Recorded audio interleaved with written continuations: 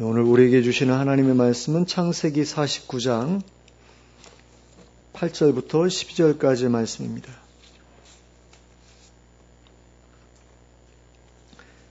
창세기 49장 8절부터 12절까지의 말씀을 함께 합독하도록 하겠습니다. 창세기 49장 8절부터 12절까지의 말씀입니다. 함께 읽겠습니다. 시작.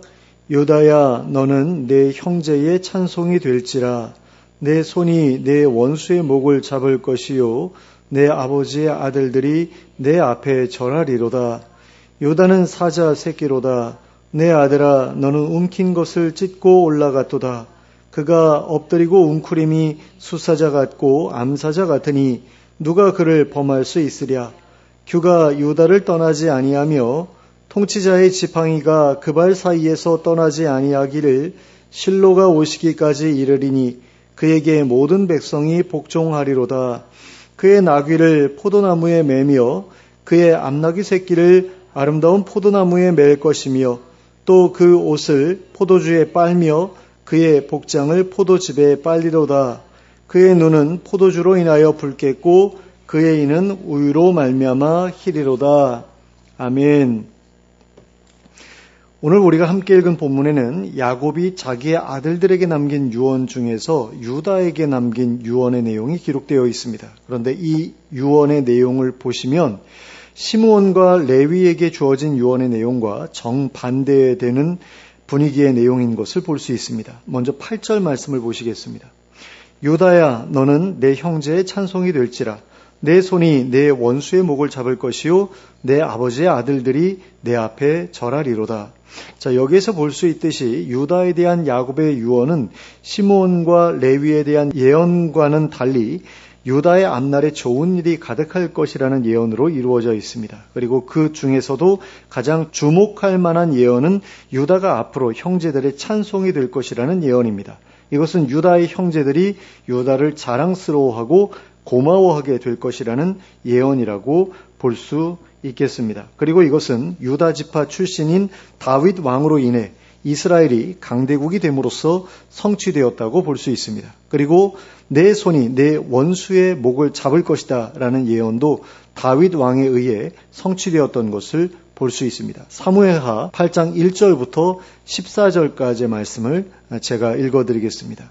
사무엘하 8장 1절부터 14절까지의 말씀입니다. 그 후에 다윗이 블레셋 사람들을 쳐서 항복을 받고 블레셋 사람들의 손에서 메덱 암마를 빼앗으니라. 다윗이 또 모압을 쳐서 그들로 땅에 엎드리게 하고 줄로 재어 그 2줄 길이의 사람은 죽이고 1줄 길이의 사람은 살리니 모압 사람들이 다윗의 종들이 되어 조공을 드리니라. 르홉의 아들 소바왕 하닷 에셀이 자기 권세를 회복하려고 유브라데 강으로 갈 때에 다윗이 그를 쳐서 그에게서 마병 1700명과 보병 2만 명을 사로잡고 병거 100대의 말만 남기고 다윗이 그 외에 병거의 말은 다 발에 힘줄을 끊었더니 다메섹의 아람 사람들이 소바왕 하닷 에셀을 도우러 온지라. 다윗이 아람 사람 2만 2천 명을 죽이고 다윗이 다메섹 아람의 수비대를 두매 아람 사람이 다윗의 종이 되어 조공을 바치니라.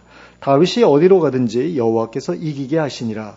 다윗이 하닷 에셀의 신복들이 가진 금방패를 빼앗아 예루살렘으로 가져오고 또 다윗 왕이 하닷 에셀의 고을 베다와 베로데에서 매우 많은 놋을 빼앗으니라.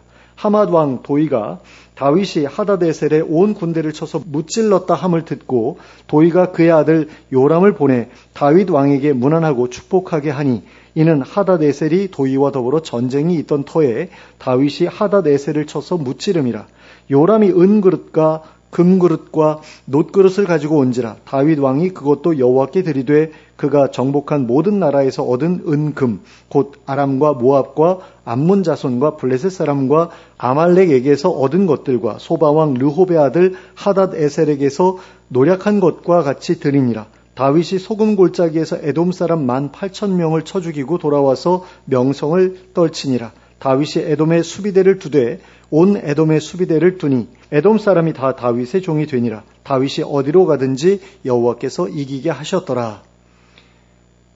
자, 이렇게 이제 하나님께서 다윗을 통해서 야곱의 예언을 이루셨다라는 겁니다. 그리고 내 아버지의 아들들이 내 앞에 절할 것이다 라는 예언 역시 다윗 왕과 관련되어 성취되었다고 볼 수 있습니다. 사무엘하 5장 1절부터 3절까지의 말씀입니다. 제가 읽어드리겠습니다. 이스라엘 모든 지파가 헤브론에 이르러 다윗에게 나와 이르되 보소서 우리는 왕의 한 고륙이니이다. 전에 곧 사울이 우리의 왕이 되었을 때에도 이스라엘을 거느려 출입하게 하신 분은 왕이시었고 여호와께서도 왕에게 말씀하시기를 내가 내 백성 이스라엘의 목자가 되며 내가 이스라엘의 주권자가 되리라 하셨나이다 하니라. 이에 이스라엘 모든 장로가 헤브론에 이르러 왕에게 나아오매 다윗 왕이 헤브론에서 여호와 앞에 그들과 언약을 맺음에 그들이 다윗에게 기름을 부어 이스라엘 왕으로 삼으니라. 자, 그 다음으로는 9절 말씀을 보시겠습니다. 유다는 사자 새끼로다. 내 아들아 너는 움킨 것을 찢고 올라갔도다. 그가 엎드리고 웅크림이 수사자 같고 암사자 같으니 누가 그를 범할 수 있으랴. 자, 이것은 유다의 용맹함을 가리켜 말한 것이라고 볼 수 있습니다. 그리고 이러한 용맹함으로 인해 유다 지파는 가나안 정복 전쟁에서도 선봉에 섰었습니다. 사사기 1장 1절과 2절 말씀입니다. 여호수아가 죽은 후에 이스라엘 자손이 여호와께 여쭈어 이르되 우리 가운데 누가 먼저 올라가서 가나안 족속과 싸우리이까? 여호와께서 이르시되 유다가 올라갈지니라. 보라 내가 이 땅을 그의 손에 넘겨주었노라 하시니라. 자, 그리고 이러한 명령을 받은 유다 지파는 시므온 지파와 연맹을 맺고 제비 뽑아 얻은 땅을 차지하러 올라가서 그 땅의 대부분을 정복하였습니다. 사사기 1장 4절부터 20절까지의 말씀입니다. 이것도 제가 읽어드리겠습니다. 유다가 올라가매 여호와께서 가나안 족속과 브리스 족속을 그들의 손에 넘겨주시니 그들이 베색에서 10,000명을 죽이고 또 베색에서 아도니 베색을 만나 그와 싸워서 가나안 족속과 브리스 족속을 죽이니 아도니 베색이 도망하는지라 그를 쫓아가서 잡아 그의 엄지손가락과 엄지발가락을 자르매 아도니 베색이 이르되 옛적에 70명의 왕들이 그들의 엄지손가락과 엄지발가락이 잘리고 내 상 아래에서 먹을 것을 줍더니 하나님이 내가 행한 대로 내게 갚으심이로다 하니라. 무리가 그를 끌고 예루살렘에 이르렀더니 그가 거기서 죽었더라. 유다 자손이 예루살렘을 쳐서 점령하여 칼날로 치고 그 성을 불살랐으며 그 후에 유다 자손이 내려가서 산지와 남방과 평지에 거주하는 가나안 족속과 싸웠고 유다가 또 가서 헤브론에 거주하는 가나안 족속을 쳐서 세세와 아히만과 달메를 쳐 죽였더라. 헤브론의 본 이름은 기럇 아르바였더라. 거기서 나아가서 드빌의 주민들을 쳤으니 드빌의 본 이름은 기럇 세벨이라. 갈렙이 말하기를 기럇 세벨을 쳐서 그것을 점령하는 자에게는 내 딸 악사를 아내로 주리라 하였더니 갈렙의 아우 그나스의 아들인 온니엘이 그것을 점령하였으므로 갈렙이 그의 딸 악사를 그에게 아내로 주었더라. 악사가 출가할 때에 그에게 청하여 자기 아버지에게 밭을 구하자 하고 나귀에서 내리매 갈렙이 묻되 내가 무엇을 원하느냐 하니 이르되 내게 복을 주소서. 아버지께서 나를 남방으로 보내시니 샘물도 내게 주소서 하매 갈렙이 윗샘과 아랫샘을 그에게 주었더라. 모세의 장인은 겐 사람이라. 그의 자손이 유다 자손과 함께 종려나무 성읍에서 올라가서 아랏 남방의 유다 황무지에 이르러 그 백성 중에 거주하니라. 유다가 그의 형제 시므온과 함께 가서 스밧에 거주하는 가나안 족속을 쳐서 그곳을 진멸하였으므로 그 성읍의 이름을 호르마라 하니라. 유다가 또 가사 및 그 지역과 아스글론 및 그 지역과 에그론 및 그 지역을 점령하였고 여호와께서 유다와 함께 계셨으므로 그가 산지 주민을 쫓아내었으나 골짜기의 주민들은 철병거가 있으므로 그들을 쫓아내지 못하였으며 그들이 모세가 명령한 대로 헤브론을 갈렙에게 주었더니 그가 거기서 아낙의 세 아들을 쫓아내었고 자 그리고 기브아 성에서 벌어졌던 잔혹한 범죄를 징치하기 위해 온 이스라엘이 모여서 베냐민 지파와 싸우려 하였을 때에도 유다 지파가 선봉을 맡았던 것을 볼 수 있습니다. 사사기 20장 18절 말씀입니다. 이스라엘 자손이 일어나 베델에 올라가서 하나님께 여쭈어 이르되 우리 중에 누가 먼저 올라가서 베냐민 자손과 싸우리이까 하니 여호와께서 말씀하시되 유다가 먼저 갈지니라 하시니라. 이처럼 유다 지파는 하나님께서 인정하실 정도로 용맹한 지파였습니다. 그리고 또 하나님께서 주신 땅을 정복하는 데에 있어서도 성공적인 결과를 이루어냈던 지파였습니다. 가나안 정복 전쟁 초기에는 철병거를 가진 원주민들을 쫓아내지 못했지만 다윗에 대해 이르러서는 그들까지 쫓아냄으로써 하나님께서 주신 정복 명령을 완수해내었던 것을 볼 수 있습니다. 그 다음으로는 10절 말씀을 보시겠습니다. 규가 유다를 떠나지 아니하며 통치자의 지팡이가 그 발 사이에서 떠나지 아니하기를 실로가 오시기까지 이르리니 그에게 모든 백성이 복종하리로다. 자, 여기에 기록된 규라고 하는 단어는 왕의 권위를 상징하는 지팡이를 가리킵니다. 그리고 이 규가 유다를 떠나지 않을 것이라는 말은 유다 지파에서 이스라엘의 왕이 나올 것이라는 말씀이라고 할 수 있습니다. 그러므로 이 말은 다윗 왕조의 탄생에 대한 예언이라고 할 수 있습니다. 그리고 여기에 기록된 실로라는 단어는 평온, 고요함, 걱정이 없는 상태를 이르는 단어입니다. 그리고 이것은 예수 그리스도를 통해 이루어질 완전한 평화를 이르는 것으로서 예수 그리스도를 가리키는 말이라고 할 수 있습니다. 그러므로 실로가 오시기까지 완전한 평화가 메시아를 통해 이루어질 때까지 통치자의 지팡이가 그 발 사이에서 떠나지 않을 것이라는 말은 예수님이 오실 때까지 다윗 왕가에 주어진 왕권이 지속될 것이라는 말이라고 할 수 있습니다. 그리고 그 뒤에 이어지는 내용은 예수님께서 세상에 오시면 모든 백성들이 그분께 복종하게 될 것이라는 예언이라고 할 수 있습니다. 그 다음으로는 11절과 12절 말씀입니다. 그의 나귀를 포도나무에 매며 그의 암나귀 새끼를 아름다운 포도나무에 맬 것이며 또 그 옷을 포도주에 빨며 그의 복장을 포도즙에 빨리로다. 그의 눈은 포도주로 인하여 붉겠고 그의 이는 우유로 말미암아 희리로다. 자, 여기서 언급하고 있는 그가 실로를 의미하는지 유다를 의미하는지는 정확하지 않습니다. 하지만 일단은 유다로 보는 것이 맞는 것 같습니다. 왜냐하면 여기서 언급하고 있는 내용들이 인생에서의 풍요로움을 묘사하고 있는 것이기 때문입니다. 그런데 예수님께서 이 땅에 오셨을 때는 계속 고생만 하시다가 떠나셨잖아요. 물론 이제 다시 재림하실 때에는 엄청난 풍요로움이 허락되겠지만 그 풍요로움이 예수님 자신을 위해서 주어진다라기보다는 그 백성들을 위해서 주어지지 않습니까? 그런데 여기서는 당사자가 그 풍요로움을 누리는 것으로 묘사되어 있지 않습니까? 그런 점에서 유다에 대한 묘사라고 보는 게 적절하겠다라는 거죠. 먼저 11절 전반부를 보시면 유다는 그의 나귀를 포도나무에 매며 그의 암나귀 새끼를 아름다운 포도나무에 맬 것이라고 말씀하고 있습니다. 그리고 이것은 앞서 말씀드린 것처럼 매우 풍요로운 삶을 의미하는 표현이라고 할 수 있습니다. 나귀는 오늘날의 자가용과 같은 것이었기 때문입니다. 그래서 당시에 나귀를 탔다고 하는 것은 경제적으로 넉넉한 삶을 살았다는 것을 의미했기 때문입니다. 또 11절 후반부에서는 그 옷을 포도주에 빨며 그의 복장을 포도즙에 빨 것이라고 말씀하고 있는 것을 볼 수 있습니다.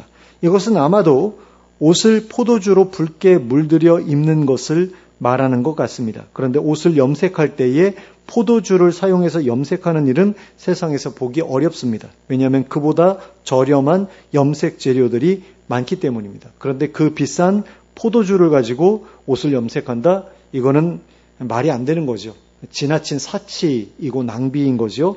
그런 점에서 이것은 그저 엄청난 부에 대한 상징적인 표현이다. 이렇게 생각하면 될 것 같습니다. 그리고 12절에서는 그의 눈이 포도주로 인하여 붉겠고 그의 이가 우유로 말미암아 힐 것이라고 말씀하고 있습니다. 이것 역시 상징적인 표현일 수밖에 없습니다. 포도주를 많이 마셔서 눈이 붉어질 정도가 되었다면 그것은 알코올 중독이 되었다라는 이야기인데 그런 식의 이야기는 본문의 흐름에 맞지 않기 때문입니다. 그리고 우유를 많이 마신다고 해서 이가 하얗게 되는 일도 없기 때문입니다. 그러므로 이것은 그의 건강한 몸 상태를 묘사하기 위한 상징적인 표현이라고 할 수 있겠습니다.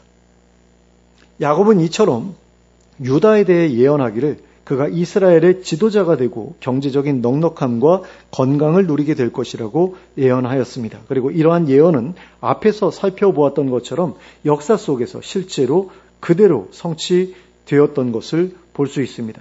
그러면 왜 유다에게는 이와 같은 지도자의 위치와 경제적인 넉넉함과 건강이 약속되었던 것일까요? 그것은 아마도 시므온과 레위의 경우에서와 마찬가지로 유다의 과거 행적과 깊은 관련이 있을 것입니다.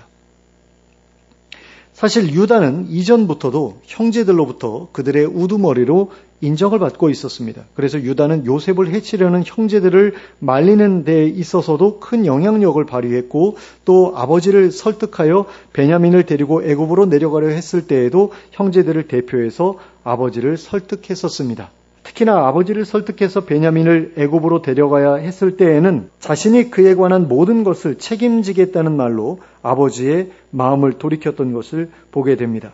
그 당시에 장자인 르우벤은 자신이 베냐민을 다시 데려오지 못하면 자신의 아들들을 죽이셔도 좋다고 하는 말도 안 되는 이야기를 늘어놓았지만 유다는 그럴 경우에는 자신이 직접 그 모든 것을 책임지고 평생 동안 그 죄값을 치르겠다고 말했습니다. 이처럼 자신을 담보 삼아 가족을 책임지려고 했던 그의 태도가 은연중에 그를 형제들의 우두머리로 끌어올렸던 것이라고 볼 수 있겠습니다. 그의 이러한 섬김이 그리고 그의 헌신이 그의 결단이 그에게 지도자의 자격이 충분함을 분명하게 보여주고 있는 것입니다.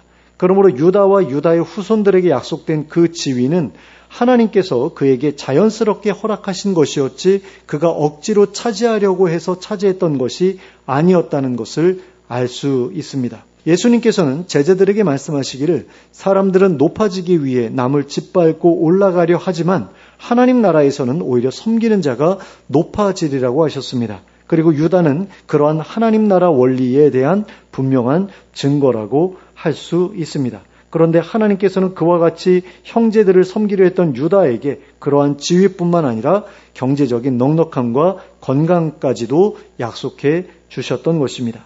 사실 경제적인 넉넉함은 부지런함을 통해 주어지는 것입니다. 하지만 부지런한 사람이라고 해서 모두가 경제적인 넉넉함을 누리게 되는 것은 아닙니다. 경제적인 넉넉함은 하나님께서 주시는 선물인 것입니다. 특히나 그 선물은 다른 사람들을 굶주림에서 구원하기 위해 노력했던 이들에게 하나님의 상급으로 주어지는 것이기도 합니다.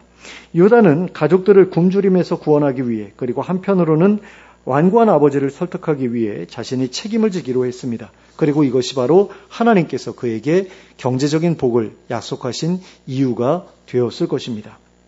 자, 이제 말씀을 정리하겠습니다. 세상은 계속해서 사람들을 경쟁 관계 속으로 몰아가고 있습니다. 사람들은 끊임없이 높아지려 하고 있고 많이 가지려고 하고 있습니다. 그래서 세상은 늘 그런 사람들의 싸움으로 인해 혼란스럽습니다. 그러나 그러한 경쟁은 끝이 없기 때문에 한때 높아졌던 사람도 얼마 지나지 않아 아래로 내려가기도 하고 한때 많이 가졌던 사람도 얼마 지나지 않아 가난하게 되기도 합니다. 그러나 하나님께서 높여주신 사람 그리고 주변 사람들이 높여주는 사람은 쉽게 아래로 떨어지지 않습니다. 그런 사람은 세상에서의 권력은 차지하지 못할지 몰라도 어느 누구보다 영향력 있는 삶을 살아가게 되어 있습니다. 그리고 그런 사람에게는 경제적인 넉넉함과 건강도 함께 주어집니다. 그런데 우리 모두가 원하는 이러한 삶은 결코 우리가 갖고자 한다고 해서 누릴 수 있게 되는 것이 아닙니다. 이러한 삶은 하나님께서 우리에게 요구하시는 삶을 살아갈 때에 하나님께서 선물로 주시는 것입니다. 결국 우리가 누리고 싶어하는 그 모든 복은 하나님께서 원하시는 삶을 살아갈 때에 얻게 되는 것이 분명합니다.